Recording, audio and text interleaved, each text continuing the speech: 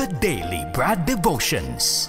Today's reflection with Pastor Jeff Eliscopides. Brad Jeff, mabuhay ka. Ikaw ba'y kasi ang C5 ngayon nagsarado? Ay, you're on the road. Yes. Sarado ba, Brad Ted? Di ko alam C5 sa may bandang dito sa Eastwood. Kasi may tumaob na na kargahan ng semento, buhangin o aspalto. Nako, antindi na northbound ito. Brad Jeff, ang dami na perwisyo niyan. Malamang nagkakarera na naman yan ng mga truck na yan. Madaling araw. This morning, ganun din sa EDSA, nagkakarera sila. Wala silang pakialam. Parang siguro ang feeling nila sila ang mga makabagong Schumacher. Oo nga. May nasugatan po 10 po ang mahigit na nasugatan dyan. Banggaan pala yan ng isang dump truck at isang L300 FB van sa bahagi nga po ng C5 Libis sa Quezon City. Oo. Natumba. 2 hours ago nangyari yan. Natumba yung truck na may Tumba karga. po yung truck. May dalang buhangin. Opo. Anyway. Sige. So Brad Jeff, salamat na marami. Wala pa! Hindi pa nga nagsisimula si Pastor. Ikaw naman. Oo. Brad Ted, for the past 15 years, daanan ko yung araw-araw, lalo na nung araw-araw ako nag-opisina. Yung kalye din kasi dyan, gagawin. Kunyari, mag-ispalto, no? Sarado, ilang linggo, mag-ispalto. Siyempre, kailangan sa project yun eh. After ilang buwan lang ulit, baku-baku ulit. Ang tindi, para ka nasa buwan, yung crater dyan, yung track lane, every 3-6 months, makikita mo, kabubong ka lang na to, ka-ispalto, sira na naman. Yung tapat, Brad Ted, ng Libis, bago Honda. Makita mo, Brad Ted, yung umbok sa kalye. Akala mo talaga crater sa hindi na even. Ewan ko, lagi naman nilang ginagawa, hindi naman siguro kailangan ng rocket science para gawing matino ang kalye, ewan ko ba.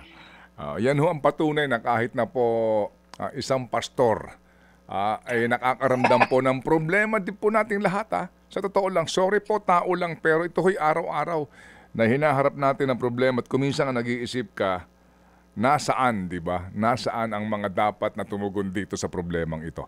So, Brad Jeff, hindi ka nag-iisa. Nasaan? Hindi ka nag-iisa, Brad Jeff. Oo, bukas Nasaan? makalawa, ikaw ay isasama na rin namin sa pangungumentaryo. Sa ating tropang tinaguriang Bella Ciao. Bella Ciao.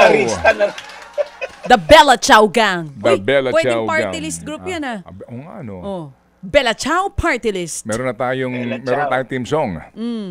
Ano? A 1, a 2, a 3. Ay, wala Ay, naku, naku po. Jumingin yung namin. Mamaya na lang. Mamaya na lang. Sige. So, Brad Jeff, go ahead, Brad Jeff. Okay, go ahead. Brad Ted, nakita ko lang, bumibili kong pandesal kanina dito sa Marcos Highway, si Marley Baterna. Sabi ko, bakit narinig ko si Ted at si Cha? Naka-off naman yung aking YouTube sa telepono. Yung radyo niya na rechargeable. Everyday nakikinig sa atin. Marley Baterna. Salamat. Salamat ng marami nakita ko nga yung picture mo dito sa kanya. Sabi ko, ito yung uri manggagawa na ang galaw sa mundo ay patas. Sigurado ako madaling araw ito kung gumising. Ito yung kanyang video, Chao. Sigurado ako madaling araw po ang gising nito. Baka mas maaga pa siya sa akin. Nagmabasa. Oo. Marley Baterna. Marley. Paterna. Parang yung taho vendor natin, di ba? Habang nagtitinda ng taho, may radyo din na ganyan. Yan ang gusto ko rin Parang sarap nung tinitinda ni Kuya. Sarap, Cha. Saan banda yan? Para dun sa mga malapit sa area, hanapin si Kuya. Saan yan? Sa kanto ng Marcos Highway, sa may BDO. Yan. Ay, alam ko yun, Pastor, yung paakyat ng Sumulong. Doon siya nakapwesto. Yes. Lagpas ng Shell. Ayan. Puntahan nyo na po at ubusin nyo ang pandesal ni Kuya. Doon sa may Marcos Highway, sa may bandang BDO. So sa may right side to, paakyat ng Sumulong. Yun, salamat po, Kuya. Maraming salamat po. Alright, sige. Tuloy na natin. Thank you. Nasa tema po tayo ni Moses, yung buhay po niya. Napulot siya ng prinsesa. Kahapon, pinag-usapan natin, sinubaybayan ng ate ni Moses kung sino makapulot. Nung napulot ng prinsesa, nag-propose yung ate, pwede ko pong paalagaan. May kilala po akong nani. Kumbaga, ang talino rin ng ate ni Moses. Ang pinresinta, yung mismong nanay ni Moses. So to make the long story short, yung nanay din ni Moses ang nag-alaga, nagpadede kay Moses, at nung nasa tamang edad na, tinurn over na sa palasyo. So para clear lang po, na doktrinahan po si Moses ng tamang doktrina, na isa siyang Hebreo o Israelita. Kaya po ito yung kwento, fast forward natin, nung makita niya, inaalipin yung kanyang kababayan ng isang malupit na isang gwardya ng Ehipto, napatay po niya yung Egyptian. So, fast forward ko lang po yung kwento. Napatay niya Egyptian, nalaman nung hari, yung Pharaoh, at siya'y nagtago. Okay? Pag tinignan natin to, tinalikuran niya yung pagiging prinsipe ng Egypt para i-defend yung isang kababayan niya. At to the point, napatay nga po niya yung gwardya ng Egyptian at siya tinakwil ng hari ng Ehipto. Sabi po sa Hebreo 11:25, mas ginusto ni Moses makibahagi sa paghihirap na dinaranas ng mga taong sakop ng Diyos kaysa lasapin ang mga panandaliang kaligayahan na dulot ng kasalanan. Si Moses po may choice. Hindi ko kayo pagtanggol, kahit anak kayo ng Diyos. Mas masarap dito sa Egyptian rulership. Prinsipe ako dito, pero namumuhay sa kasalanan. Sumasamba sa kung ano-anong Diyos-Diyosan. Ang daming Diyos po sa Egypt. Yung araw, yung ilog ng Nile, sinasamba nila yan. Palaka, baka, ang dami nilang Diyos. Pag may day off nga, may extra Diyos pa. But anyway, joke lang yon. Pag tinignan natin, si Moses, mas pinili niya, dito ako sa Diyos na tama. Kahit ako itatakwil, magiging mahirap ang buhay, kesa naman sa kaligayahan, dulot ng kasalanan. Siguro po, it's a question for us as well. Tayo po ay nagdi-decide every day. Gusto mo ba na madali ang yaman, madali ang kaligayahan, temporal na kayamanan, pero bunga naman ng immoral at illegal na pamamaraan? Or pwede ka rin naman yumaman sa tamang pamaraan. Hindi ko sinasabing pag mayaman, makasalanan ka. Pwede ka rin naman pong yumaman at umayos, pero may hirap at tiyaga na tama ang pamamaraan. Si Moses po mas pinili, I'd rather be a slave nito mga Egyptian, kesa naman ako'y isang prinsipe, pero makasalanan. Meron po siyang foresight. Iniisip niya yung eternal na kanyang kahihinatnan. Kaya po gusto ko lang encourage ang bawat isa, kung may gagawin ka, nagdi-decide ka, ito ba ay may eternal or temporal lang na value? Kung temporal makasalanan, doon na lang ako sa eternal kahit mahirap. Sana po'y mabigyan tayo ng wisdom dito sa buhay ni Moses, na every time we make a choice, we'd rather choose yung tama, yung righteous, yung sinasabi ni Brad Ted, matuwid. Kahit minsan feeling natin, lugi ko dito, mahirap to. Pero at least, tama ang pamamaraan. Kahit may manalangin, Panginoon, salamat po kay Moses na binigyan kami ng wisdom. Every time we decide, it's a choice. Gagawin ko ba tong tama or mali? Makabuluhan ba to or pansamantala lang ang kabuluhan? May eternal ba or temporal na value? Si Moses po, mas pinili ang tama. Kaya ngayon, thousands of years after, nag-i-enjoy na siya sa presensya mo throughout eternity. Nawa, ganun din po aming decision every day. To choose what is right, what is eternal, what is valuable. In Jesus' name we pray. Amen, amen, amen. Amen. Salamat Panginoon muli sa araw na ito na aming mapakinggan ang magandang mensahe at aral mula kay Brad Jeff. We pray, Lord, today na siya po inyong alagaan, siya po inyong bendisyonan para po sa kanyang pagmimisyon today. Lord, alagaan din po ninyo ang lahat ng mga manggagawa na nakikinig ngayon sa amin, gaya po ng manggagawa pong nakilala ni Brad Jeff kanina, sa mga taong nagpapagal at ang galaw po sa mundo ay patas, at hindi Amen. po nagpapadala sa anumang tukso at patuloy po na nananalig sa inyo.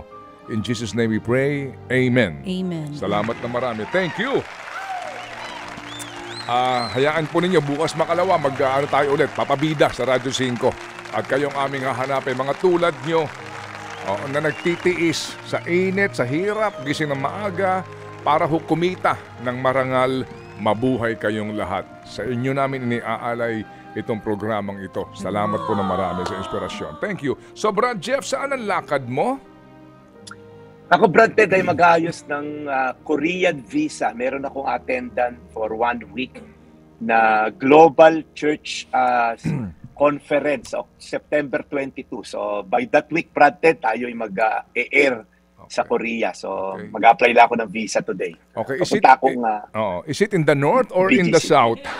O kasi open na din daw, bubuksan na rin sa mga turista ang north, ha? Yes, oo. Oo. Is it in the north? Just to clarify. Cha, mag-vlog ka ron. Baka Naku po. makita mo si Captain Ri. Sasama ko si Baby Boy. Oo. Hindi nga. Sa north kayo? Sa south to. Incheon, Brad Ted. Sa South. Incheon. Gusto Gusto mo ba makita ang north? Sa South Korea. Gusto mo makita ang north? Sama kita ron. Baka iwanan mo na ako doon. Ba't alam mo? Kilala kita. So you can stay there in eternity. Laging ang offer sa akin ito, sasama niya ako, pero one-way ticket. Walang One-way pauwi. ticket. Oo. Para kung pusa. Nung gusto ko iligaw kung saan eh. Joke lang. Kayo naman. Tawa naman kayo dyan. Miyerkules na eh. Oh. Sige. Bisperas na ng Siya pupunta Huwebes. Sa South Korea. September 22. Okay. Brad Ted. So those dates are duly noted, all right? Noted with thanks. Yung tanong mo nga kanina dito sa mga kalsada. Oo, na nabako-bako. Sabi mo, ginawa ngayon after 2 weeks. Yan. Babakbakin na naman. Yan ang mga gawa ng mga Korean. Yan. Korean? Magkano Korean? Mga Korean in DPWH. Naku, hindi lang yan dyan doon sa area na dinadaan. Hindi, Brad Pastor. Ted. Brad Ted. Kasi magugulat ka naman kasi Yan. Sige, Pastor. Napupunta tayo sa ibang bansa rin naman, di ba? Bakit yung kalye, truck din ang dumadaan? Hindi na Nami-maintain sisira. naman, di ba? Hindi na sisira. Or Oo. hindi naman siguro kakaiba'y semento nila or iba technology nila. Advanced na rin naman siguro tayo. But hindi nila magawa na at least isang taon man lang na hindi mabako-bako. Kasi Brad Ted, nandun ako kahapon, kaya alam ko eh. Okay. Minsan gusto mong mauna, pipila ka sa truck lane. Kaya lang, masisira pang ilalim mo, Brad Ted. Yung uka talaga, hindi ako nagbibiro, mga 3 pulgada. Sabi ko, nakalubog na yung sasakyan ko sa gulong mo. Para bagang walang dumadaan na nakakapansin na taong gobyerno, no, ha? Exactly. Bibidyoan ko minsan. Kaya lang baka maging komentarista na rin ako eh. Oo. Isa nga pala akong ebanghelista. Ipaubaya mo na sa amin yan, Brad Jeff, ha? Oo. At sa akin na lang, Bibidyoan ko na lang. sa akin na lang kasi huwag ka nang magtaka, no? Dahil nga sabi ko nga kuminsan, may mga bagay siguro na dapat na natin talagang tanggapin. Opo. Pwede pang baguhin yan eh. Pwede pa baguhin? Pwede pa. Paano mababago? Di maghalal kayo ng tama. Ha? Maghalal kayo ng tama. Bakit? Para ang ilagay dyan sa mga ahensyang yan ay tama din. Anong maglagay? Hindi, ibang lagay na naman. Ibang lagay na Naglalagay. naman. Ano? Maghalal ng tama. Maglagay ka ng tama. Para ang mailagay sa pwesto ay Alam mo, tama kasi din. isip mo Ikaw, masyado alam mo, ng polluted parang kahapon. Alam mo, namumulitika ka eh. You are politicizing the issue eh. Alam mo, Your Honor, di ko gusto Alam ang mo, tabas Mr. ng Chema, dila ng resource person natin. okay. Ay, sorry. Napunta na naman tayo dyan. Pakawalan mo na si Brad Jeff at may lakad pa ito sa Korean Embassy. Good luck, Pastor. Bili mo ang kimchi ha. Uy, sarap. Sarap ang samgyup doon. Sige. Trabaho yun, Brad Ted at Sige. Cha. Sige, magkita-kita po tayo. Ito po yung Daily Brad, your daily dose of inspiration. Ted Filon at DJ Chacha. Ngayon, nasa Radyo 5, 92.3 News FM. Monday to Friday, 6 to 10 a.m.